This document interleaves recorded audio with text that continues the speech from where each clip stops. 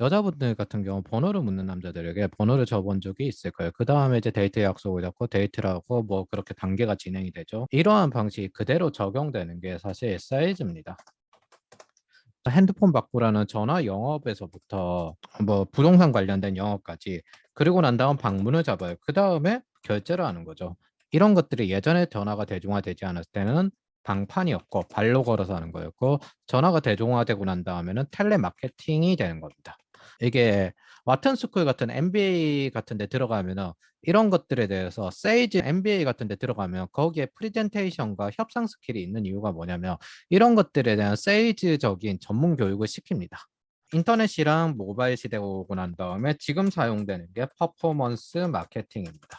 저 단계들이 뭐냐면 저 단계라는 것들이 마케팅에선 퍼널이란 개념으로 사용이 됩니다. 그 관련돼서 제일 유명한 게 AARRR 이런 퍼널입니다. 간단히 말하면 번호를 얻고 데이트를 신청해가지고 데이트 장소에 가고 그리고 난 다음 연인이 되든지 뭐 그런 것들의 단계들인 겁니다. 이런 것들은 단계를 한 단계씩 찍는 겁니다. 이거에 관련돼서는 경영학에서 MBA까지 꽤나 다양한 것들에 대한 실전 경험을 요구를 합니다. 그리고 전문적으로 학문 체계도 있는 거고요. 현재 CRM 솔루션에서 전 세계 1위입니다. 독일 회사죠. 독일 IT 회사죠.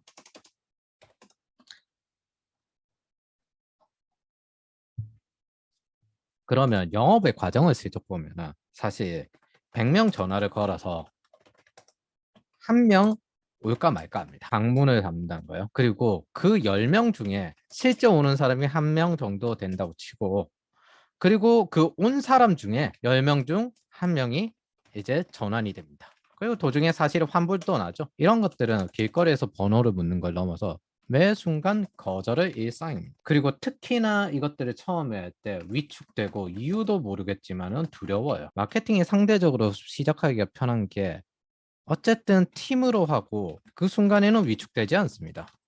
그런데 세일즈의 가장 큰 차이는 매 순간 위축되는 걸 이겨내야 돼요. 그거부터가 시작입니다. 그래서 세일즈는 대부분 개인 사업가급으로 최대치가 마케터보다 높아요.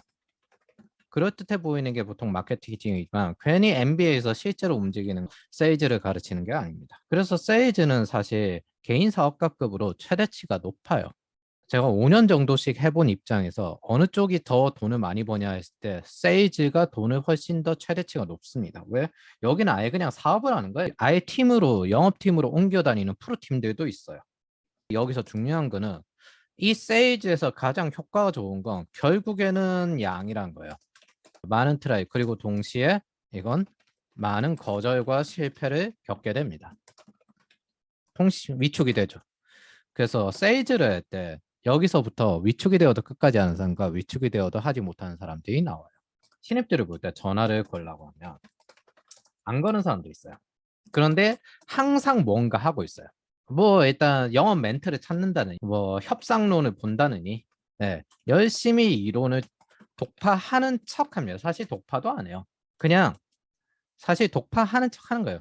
위축되고 시도하기 싫고 그래서 편안한 곳을 찾는 겁니다. 회피 동기죠. 이 상태에서 무언가를 열심히 하는 척하면서 사실 실제 보면 하루에 한 통도 전화를 안 하는 경우가 되게 많아요. 이런 두려움들을 넘지 못하는 사람들이 있어요. 그리고 사실은 10명 들어오면은 두세 명 정도 전화를 하는 단계까지 도달하고 나머지 8명은 전화를 아예 시도하지도 않는 상태가 됩니다.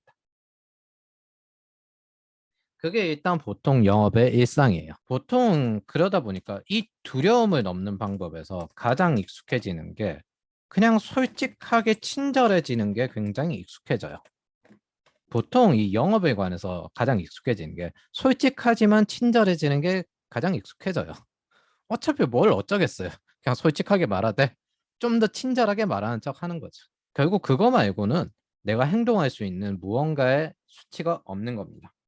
보통 처음 성공한 분, 고객 한 명을 얻기까지 자기가 이제 친척이나 그런 것들은 아예 무관하게 얻기까지 6개월 정도 걸립니다. 근데 세일즈의 특성상 기본적으로 1년에서 2년 정도는 해야 합니다. 그러면 그 이전에 뭐냐? 사실은 생활비도 못 가져가요. 가난한 생활을 1년 정도 버텨내는 거죠. 1년 정도 지나면 그래도 먹고 살기는 됐다.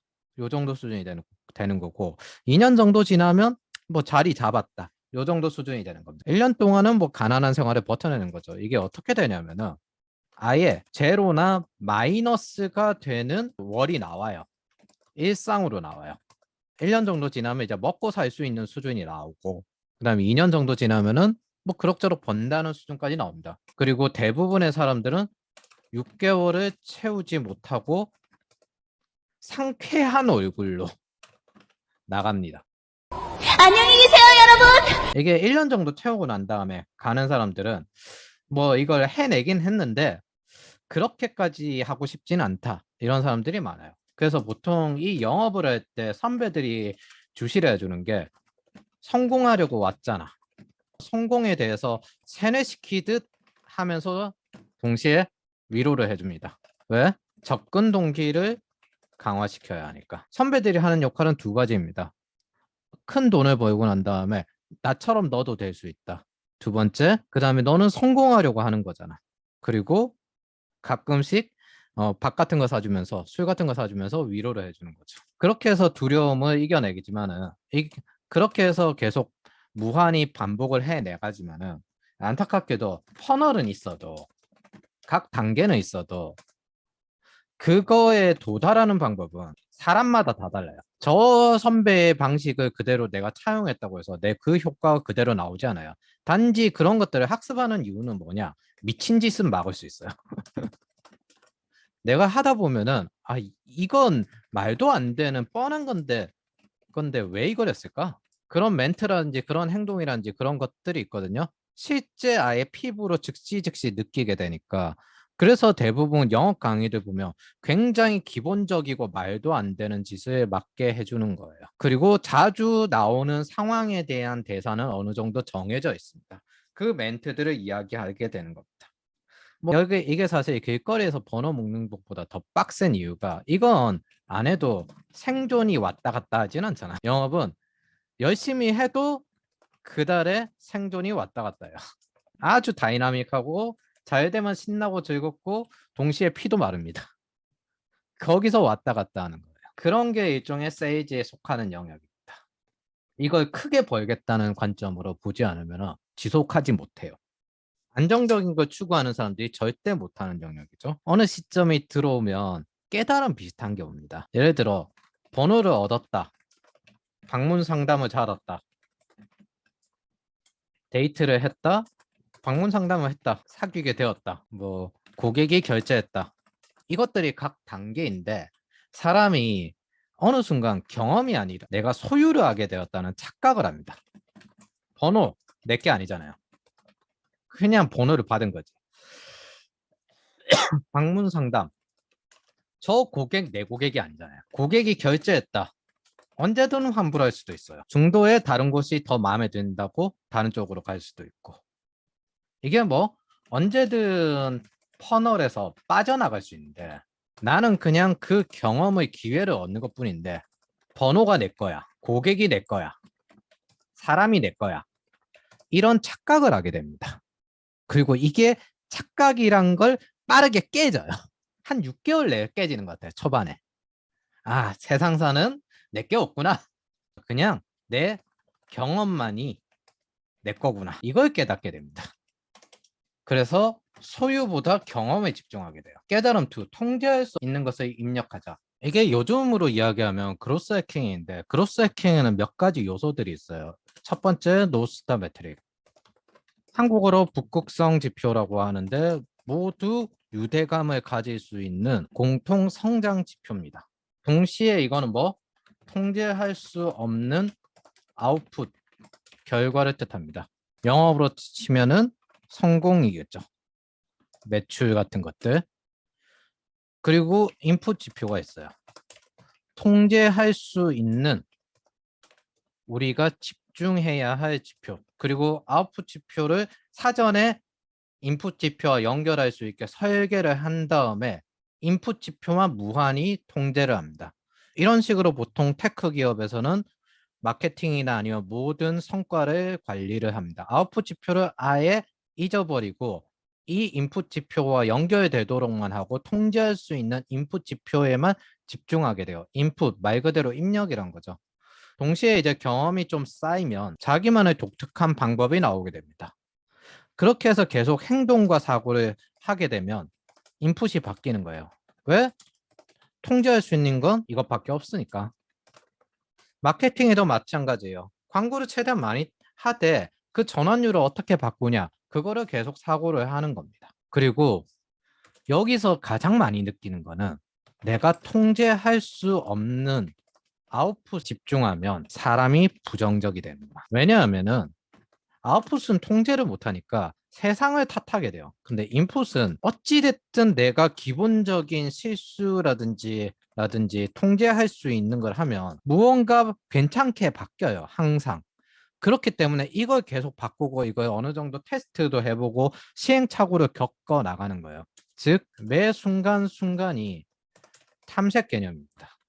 동시에 통계를 내요. 몇 번 정도 통화하면 어느 정도까지 전환율이 오는구나. 그럼 이제 역으로 몇 번 정도 해야만 이게 가능하겠구나. 이걸 통계를 내고 다른 새로운 채널 같은 걸 만들거나 예를 들어 블로그를 한다든지 아니면은 페이스북을 한다든지 그런 것들로 채널을 확장시켜 나가서 그래서 세일즈의 마케팅 개념을 플러스 시키는 거죠. 그런 식으로 광고도 사용하고 그런 식으로 진행하는 게 보통 세일즈입니다. 하면서 사람이 두려움을 제일 많이 이겨내기 시작합니다. 동시에 어느 정도 접근 동기에 대한 익숙함이 생겨요. 그러나 사람은 적당한 성공에 안주하는 수준이 있습니다. 거기서부터 다시 회피 동기가 강해져요. 이 정도 수준의 매출을 지키자. 심리학에서 컴포트 존이라는 게 있는데 쉽게 말하면 안전지대입니다. 그리고 안전지대를 벗어나면 피어 존, 두려움 지대가 와요. 그리고 러닝 존, 그 다음 단계로 그로스 존이란 게 있습니다. 요런 단계를 거치는데 대부분 이제 처음에 러닝 존으로 못 갑니다. 새로운 스킬을 익히거나 그런 것들 자기의 컴포트 존을 벗어나는 거. 근데 여러분들이 아셔야 될 건 편안함은 나중에 무조건 업보를 청산해야 됩니다. 성장에는 괴로움이 따라요. 근데 편안함에는 고통이 따라요. 성장이란 건 내가 건강해지기 위해서 적절하게 운동을 하는 거예요. 그러면 당연히 운동을 하면 힘들겠죠. 괴로워. 그러나 그래도 성장할 거야. 이게 접근 동기입니다. 이게 접근 동기가 메인이 되었을 때 기준점이 되는 거고 동시에 회피 동기는 근손실이 났을 때 회피 동기가 되는 거죠. 그래서 상대적으로 근손실이 나는 행위를 줄이는 겁니다. 반대로 편안함에는 업보가 달라요. 이 업보를 청산해야 돼요. 편안함은 보통 회피 동기를 메인으로 삼았을 때 나와요.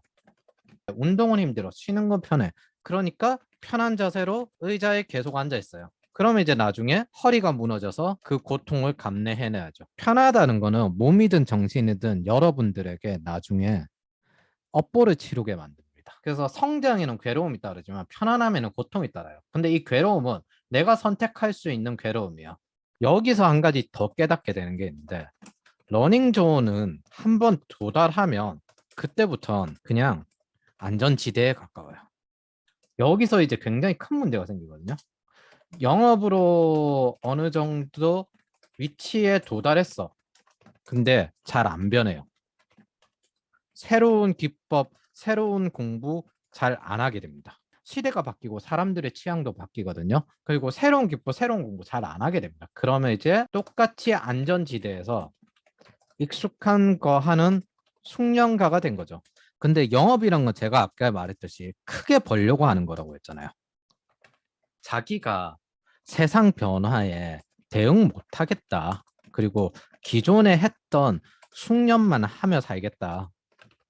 그럼 이제 그때부터 워커로 내려가야 됩니다. 적당히 월급 따박따박 나오는 그런 곳으로 튀어야 해요. 자기가 이거 못하겠다 했을 때 그때부터는 더 이상 플레이어가 아니에요. 워커로 살아야 돼요. 그리고 여러분들은 이 러닝 존에 도달했을 때 한 가지 깨닫는 게 있을 겁니다. 다음 단계는 어떻게 올라가야 하지? 어느 순간 어느 업종이든 어느 시점에서 내가 변화를 해야 되는 건 알겠는데 이 다음이 뭔지 모르겠어. 라고 하는 방향을 잃는 시기가 옵니다. 이 크로스가 뭘까? 왜 이거 방향을 잃는지 아세요? 어느 그 시점에서 보면은 접근 동기가 줄어들었기 때문이야. 이제 잃을 게 많아. 큰 목표가 있긴 한데 이걸 하려면 지금 있는 걸 포기해야 해. 여기서부터 갈리게 되는 겁니다. 위에 말했던 퍼널이라는 것도 번호를 받아야 데이트를 신청할 수 있는 그런 기회를 얻잖아요. 이것들은 자원을 쌓아 나가는 거거든요. 다음 기회를 갈 수 있는 자원.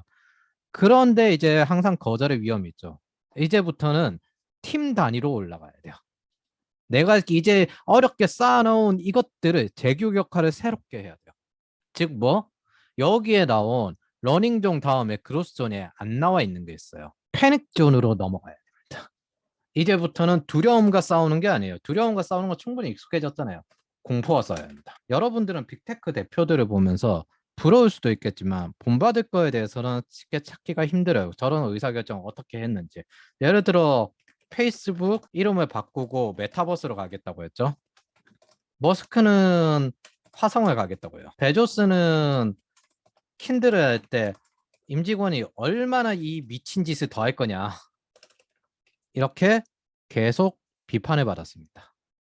이런 것들에 대한 큰 결정 그리고 동시에 주가가 떨어지니까 월가부터 제일 싫어하죠. 페이스북 같은 경우에는 NSA의 감청을 반대했기 때문에 정치권도 싫어요. 머스크 같은 경우에는 선배들이나 자기가 존경했던 사람들이 전부 다 몽상가다 욕을 하죠. 어느 정도 여기서부터 여러분이 한 가지 아셔야 되는 게 있어요. 중소기업 대표들이 시대가 변했다.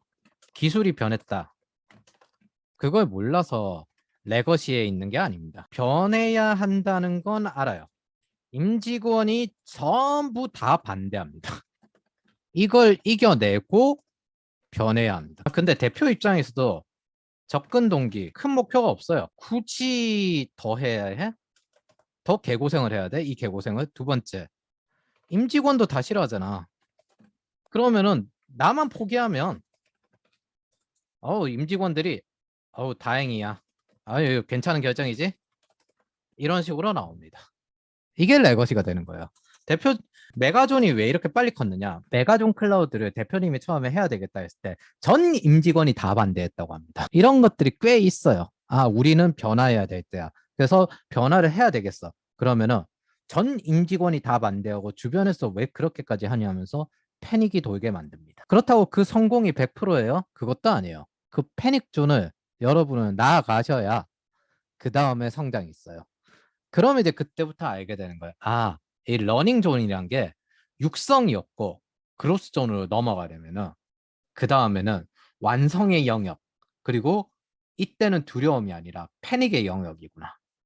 이제 학습하는 것 자체는 쉬워졌어. 근데 도전하는 삶은 좀 다른 의미야. 도전하는 삶을 가려면 이 패닉 존에서 어느 정도 성공한 사람들끼리 이야기를 나눌 수 있는 영감 주는 사람들의 커뮤니티도 필요해요. 그래서 해피 동기 사람들하고는 접근 동기 사람들이 잘 안 만나요. 이게 어떤 식으로 작용을 하느냐? 즉, 제 친구의 용어를 빌리면 갈등 기반 회사 대다수와 도전 기반 회사 대다수로 나뉩니다. 그리고 갈등 기반 회사 항상 위기를 주고 움직입니다. 항상 위기를 주고 안 움직이면은 손해를 보게 만듭니다. 지금 자리에 위협을 주는 거예요. 그래서 항상 감정 충돌이 많아요. 근데 도전 기반 회사 같은 경우에는 의견 충돌이 많아요. 아까 그로스 해킹의 노스스타 매트릭처럼 왜 그렇게 거대한 목표가 나오느냐? 큰 목표를 줘야 되니까. 그래서 여기는 의견 충돌이 많을 수밖에 없어요. 성장이 목표로 되려면 의견이 충돌이 될 수밖에 없어요. 근데 여기는 감정 충돌이 많아요. 여기서 사실 원인 자체가 뭐냐? 대표 자체도 애초에 큰 성장할 생각이 없는 거예요. 모든 중소기업이 그런 게 아니라 여기서 저도 경영을 공부하고 어느 정도 돌아다니다 보니까 조금씩 알게 돼요. 아, 대표 자체가 지금 현재 있는 업종이 좀 작긴 하지만 그래도 건실하게 무언가 쌓아나가면서 우리 장기적인 목표로 성장해 나가자. 이걸 목표로 하는 도전 기반 회사가 있어요. 별로 성장 안 하는 것 같은데 그래도 장기적인 목표가 있고 그 안에서 성장을 단계별로 건실하게 쌓아나가는 회사들이 있어요. 좀 인기가 그리 없는 업종들 있잖아요. 대신에 이제 순수익이 높고 그런 회사들이 있습니다. 반대로 갈등 기반 회사, 성장할 생각이 아예 없는 회사가 있어요. 그냥 지금에서 잘 유지만 하면서 버텨나가자. 이런 회사들이 있어요. 그리고 이런 회사들이 사실 대다수입니다. 그러면 이런 회사들 밑에 들어가면 어떻게 되느냐? 대표적으로 사람들이 이런 생각을 가져요. 취업을 했으니 더 이상 따로 공부할 필요 없다. 주에 한 36시간 정도 일하면서 시간이 지나면 자연스럽게 연봉과 기술이 증대될 것이다. 오히려 공부하는 사람에게 왜 취업했는데 공부해? 이런 식으로 말을 던집니다. 그리고 이 도전 기반에 있는 회사 입장의 사람들은 아예 세계가 달라요. 저런 사람들이 그렇게 많다고? 한 번도 본 적이 없는데? 왜냐하면 너는 너무 연봉이 높은 회사부터 시작을 했어. 그래서 이 밑에 회사를 경험해 본 적이 별로 없어. 그게 차이예요. 중요한 거는 뭐냐? 이 갈등 기반 회사에 오래 있으면 오래 있을수록 여러분들의 행동 패턴이 위기 기반 프로그래밍이 됩니다. 이게 무슨 뜻이냐? 무슨 사고가 일어날 것 같으면 움직여요. 평소에 미리미리 움직이지 못해요. 위기 기반 프로그래밍을 하게 됩니다. 쉽게 말하면 평소에는 공부를 못 하겠고 벼락치기만 하게 된다는 겁니다. 이게 사실 아드레날린이 만들어낸 도파민이거든요. 그리고 착각하는 게 하나 있는데 이게 효과가 좋다고 착각하는 겁니다. 실제로는 착각이 없습니다. 왜냐하면 왜 효과가 좋다고 착각하냐? 한 번도 거의 안 보다가 이제 처음으로 보니까 초반에 눈에 잘 띄는 게 잘 들어올 거 아니에요. 그럼 기본적인 점수는 나올 거 아니에요. 즉 벼락치기만 주로 하게 되는 공부 행동 패턴이 이런 것들입니다. 뭐 안 하면 벌을 받아. 근데 도전 기반 프로그래밍은 거대한 목표가 있어요. 그리고 장기적으로. 그러다 보니까 평소에 쌓아놔요. 그리고 벼락치기 형태가 아니라 막바지의 회피는 마무리 정리를 하게 됩니다. 후자 쪽으로 익숙해져야 되고 내가 후자 쪽으로 자주 반복해야 됩니다. 그런데 이게 의지로 안 돼요. 어릴 때부터 이런 위기 기반 프로그래밍, 회피 동기를 강조하면서 살아왔기 때문에 간단히 말하면 이렇게 만들어 놓으면 뭐냐? 슬레이브를 만들기가 편해요. 수능하고 통제되는 친구들을 만들기가 편해요. 저는 이제 20대 초반에는 상상을 못했는데 이제 30대가 넘고 난 다음에 대기업 임원들도 자기가 노예라고 생각하는 사람이 그렇게 많구나를 처음 깨달았어요. 30대 초반쯤에. 그리고 그 사람들도 은퇴 후에 어떻게든 살아남기 위해서 자격증을 따고 무언가를 공부하고 그런 것들 등등등을 필사적으로 합니다. 그리고 도전을 못해요. 생각보다 교수님들도 있잖아요. 창업하러 와가지고 내가 도대체 뭘 하고 싶은 거지? 하면서 이런 방식으로 하는 경우가 굉장히 많습니다. 사실은 하고 싶은 게 없어요. 그래서 위기 기반 프로그래밍에 굉장히 익숙해질수록 여기로 넘어가는데 매우 많은 시간이 걸립니다. 그래서 무작정 회사에 버티는 게 답은 아니에요. 특히나 저게 많이 생기는 이유는 무작정 회사에 버티다가 많이 생깁니다. 여러분들이 핵심 습관을 꾸준히 다져줘야 되는 이유가 이것들은 환경이라서 내가 통제할 수 없고 때때로 어쩔 수밖에 없이 다녀야 되는 시기가 있습니다. 그러나 평소에 별도로 학습을 하는 이런 습관을 들여두고 도전을 하는 습관을 들여두면 기본적으로 자기 혼자 스스로는 러닝존을 갈 수가 있어요. 근데 크로스존을 넘어가려면 그때부터는 팀 전체를 이끌고 저 패닉을 이겨나갈 수 있는 사람들만 모아야 돼요. 그래야 도전 기반의 회사나 팀이 만들어집니다. 크로스존부터는 팀 작업이에요. 혼자서 잘 안 돼요. 같은 급끼리 모여야 돼요. 같은 급끼리 영감을 주고받아요. 제가 여기서 다시 한번 반복할 말은 이거예요. 편안함에는 업보를 부릅니다. 그리고 러닝존에 들어가서 거기서 또 편안함의 안주를 하면 여러분들에게 업보를 부를 거예요. 근데 가장 큰 업보가 뭐냐? 성격이 변합니다. 내가 다음 단계로 성장하고 싶은데 두려워서 못했어요. 이 다음 단계부터는 공포니까. 그러면 이제 그때부터 남을 괴롭히기 시작해요. 자기 자리는 지켜야 될 거 아니야. 큰 목표가 없어졌어. 그러니까 이제 해피 동기, 자기 자리를 위협하는 건 절대 용납할 수 없다. 이때부터 왕권 국가에서 망하기 직전의 날에서 왕들이 끝까지 권력을 쥐어놓고 나라가 망하든 말든 나는 여기 작은 나라에서라도 왕만 해먹을 수 있으면 돼. 그런 식으로 버티는 꼬라지가 납니다. 비슷해요. 제 개인적인 철학인데 인간은 다 거기서 거기에요. 행동 패턴이 조금씩 다를 뿐이지.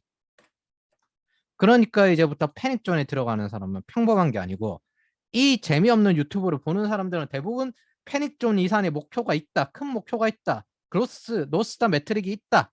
라고 생각하는 가정하에서 이야기를 하겠습니다. 이게 있어요. 회사 다니다 보면 새로운 걸 익히지 못하고 평소에 새로운 탐색이나 아니면 도전을 하지 않고 그리고 여러분들이 습관 중에 제일 잘못된 거 효율적이냐 이거 찾아요. 적중률 100% 이런 거 찾습니다. 더 웃긴 거 뭔지 알았어요? 주식에선 그거 안 해요. 크게 벌 거. 야 이 사람들아. 야 이 사람들아. 여러분 S&P 500은 기본적으로 잡아놓고 그 다음에 예, 별도 개별 주식입니다. 그것도 분석해서요. 왜 횟수를 많이 늘려야 되냐, 트라이를 많이 해야 되느냐. 바보 같은 짓을 해요. 꼭 그 바보 같은 짓을 개선하기 위해서 기본적인 지표나 숫자나 이런 횟수를 늘리는 경험치나 그런 것들을 늘리는 거예요. 근데 사람이 꼭 이걸 해요. 컴포트 존, 편안함에 중독된 사람들. 이 사람들 공통적인 특징이 남이 이룬 의사결정과 노력 과정보다는 결과. 왜? 이 사람들 기준은 큰 목표가 아니에요. 큰 목표에 도달하기까지 얼마나 많은 준비와 그런 것들을 했는데 베조스가 15년간 때려 박아 넣고 그리고 난 다음에 테슬라가 저 정도로 컸어요. 근데 2019년까지 사기꾼이랬다고요. 그러나 지금은 그냥 이룬 게 부러운 거야. 그럼 너도 15년에서 한 20년 정도 때려 박아. 아니 그건 못하겠고 그 어려운 걸 어떻게 해. 근데 부럽기만 해. 그런 식으로 왜? 짧은 시간 내에 빠르게 버는 거면 부러운 거예요. 빠르게. 근데 그게 뭐 하베스트 단계거든요. 그 앞에 데스밸리에 다 견디는 거죠. 이게 부러운 거예요. 제가 다시 말하지만 해피동기의 투기꾼의 특징. 빠르고 쉽게 벌 돈 찾는다. 근데 투자자의 특징. 장기적으로 크게 벌 거. 10배. 이걸 찾는다. 그러나 나는 돈은 벌고 싶은데 결과는 하베스트만 얻고 싶은데 그러나 1년에 돈에 관련된 책이든 경제에 관련된 책이든 경영에 관련된 책이든 책 한 권 안 읽습니다. 글 쓰면 돈이 돼요. 근데 글 절대 안 써요. 기본적인 게 이런 겁니다. 뭐 특별한 거 없네. 뭔가 좀 쉽게 하는 걸 계속 찾아요. 편안함에 이미 중독되어 있습니다. 기억을 해야 될 거는 아무도 해결 안 해줘요. 정확히는 할 수는 있어요.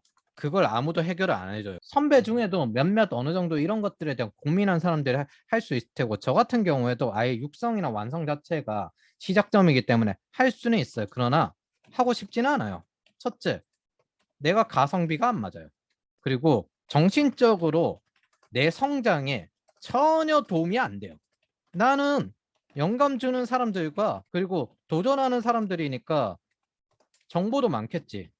근데 거기다가 툭 까놓고 말해서 그래서 무슨 종목 사야 돼요. 이런 거 튀어나오는 얘네들하고는 별로 상종하고 싶지가 않아요.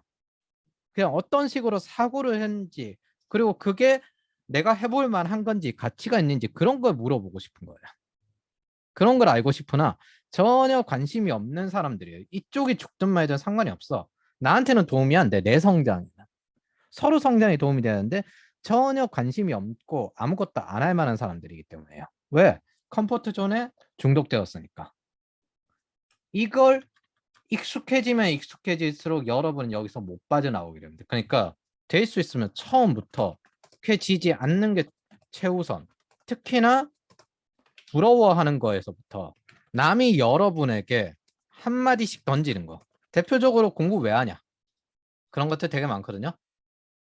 그런 것들의 컴포트 존에 익숙해지면 여러분들은 아무도 해결을 못 해줍니다. 뭐? 내 자식도 힘들겠는데 남은 애초에 신경도 안 써요. 저기 도전하는 사람들, 큰 목표가 있는 사람들하고 이야기를 해보면은 일단 기본적으로 신나게 눈이 초롱초롱 하거든요. 그런데 여기에 시체 같은 눈 가진 사람들하고 전혀 상종하고 싶지 않아요. 자기가 애초에 처음부터 핵심 습관을 잘 잡고 위기 기반으로 프로그래밍을 하지 말아야 됩니다. 자기 뇌를. 이건 뭐 핵심 습관. 제가 이제 보통 시키는 게 챌린지를 하라고 하는데 옛날에 고전적인 게 있어요. 방 청소하라고 해요. 네가 아침에 시작하는 건 방 청소 그리고 저녁에 자기 전에 방 정리. 요걸로 시작한다. 그 다음에 이제 운동하라. 그 다음에 뭐 매일매일 러닝해라. 단 아침 먹고 간이 안 좋으니까 이런 것들을 보통 추천을 합니다. 일단 몸부터 먼저 바꾸라. 컨디션부터 극단적으로 최상으로 바꾸고 난 다음에 매일매일 그날 할 걸 적어라. 이런 걸 보통 이야기를 하죠. 유튜브에도 흔한 것들이죠. 당신의 인생이 바뀌면 어쩌고 저쩌고. 그러면은 회피 기반 프로그래밍이 된 사람들은 뭐야 이거 특별한 거 없네? 그래 너 이거 1년 동안 해봐. 특별한 거 없네. 왜? 빠른 길을 바라니까. 뭘 크게 버는 거 그리고 장기적으로 갈 행동 그런 것들을 바라지 않으니까. 그래서 처음부터 잘 잡으셔야 됩니다.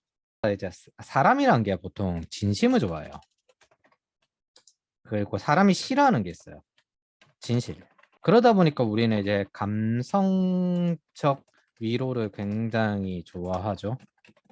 최근에 유튜브 댓글 중에 제가 올린 영상을 하나 보고 힘나라고 하는 걸 적어주신 댓글을 적어주신 분이 있거든요. 근데 이게 자꾸 눈에 걸리더라고요. 제가 원래 이거 되게 안 해요, 잘. 그냥 진실만 줘요. 여러분들에게 이런 원전 지표를 줘봐야 어차피 결국의 현실에는 두려움에 떨고 결국의 현실은 패닉에 떨고 그러나 해야 되는 건 두려움을 마주해가지고 그걸 하나씩 하나씩 이겨나가고 공포를 마주해가지고 공포를 떠는 상태에서 이겨나가고 그 단계로 넘어가야 되는 거잖아요. 그러니까 진실과 현실을 기반으로 이야기를 주로 하게 되는 게 제 입장인데 유튜브나 외부에는 여러 가지 감정적 위로, 감성적 위로 이런 것들 많으니까 진실과 현실을 기반으로 좀 성장할 수 있을 만한 원동력이 되는 에너지가 뭘까라고 했을 때 일단 이 기나긴 유튜브를 다 봤어요. 그러면은 최소한 평범의 수준을 넘는다는 거야. 근데 여러분들이 현실적으로 좀 더 도움되는 이야기를 하면 아무도 안 합니다. 그냥 안 합니다. 그냥 안 하고 아무것도 안 하는 사람들이 제일 뭘 많이 하느냐? 왜 하냐라는 이야기를 많이 합니다. 아니, 결과도 안 나오잖아. 이런 걸 제일 많이 합니다. 여러분, 욕망이 있으면 큰 욕망을 가지고 그 욕망을 이루기 위해서 판단을 하고 행동을 하세요. 그리고 두려움을 이겨내는 거에 가장 간편한 방법은 힘을 빼고 시작하세요. 이거는 탐색 과정이에요. 패닉존으로 넘어가기 위한 사정 탐색 과정이에요. 그렇기 때문에 힘을 빼고 시작해야 돼요. 어떻게? 마라톤 하듯이. 지금 무게를 드는 게 아니에요. 단거리 달리기 아니에요. 지금 당장 맨 앞에 달려나가다가 완주도 못해요. 근데 여러분들은 완주 이상 순위권에 들어가기 위해서 마라톤을 앞으로 몇 번은 더 뛰게 될 겁니다. 그런데 그걸 전혀 걱정할 필요 없어. 이 바보 같은 짓을 대부분 다른 사람들은 해요.